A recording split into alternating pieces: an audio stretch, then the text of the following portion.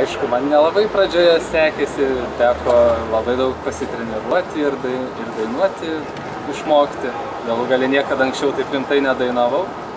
Na, po to mes pradėjome kaip ir organizuoti visą tą spektaklį, bandėme išryškinti tam tikras problemas, kurias sprendžia visuomenė, vertybės analizuoti ir lyg tai viskas pakrypo įdomesnė linkme. Aišku, buvo labai sunku dalyvauti, kiekvieną dieną važiuoti, atrodo, trenkiesi iš kito miesto galo, pusvalandį užgaišti vien, tik tai nuvažiuoti kažkokią repeticiją 2 valandų pravesti. Na, bet visą tai išsirituliavo į pakankamai gerą rezultatą, kuriuo aš esu patenkintas.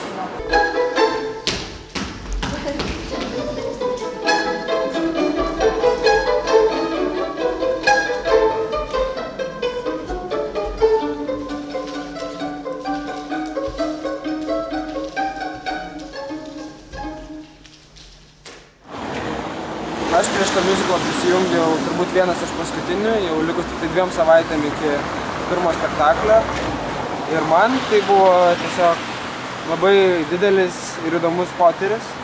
Ir visas tas darbas, ne tik tas pirmas 2 savaitės ir vėliau buvo, tiesiog netgi ne tiek darbas, tai buvo labiau tokios pamokos ir gyvenimo ir kitų dalykų. Ir daug su žmonių supažinau, kurie visi labai maloniai priėmė, netgi tol visiškai nesitikėjau.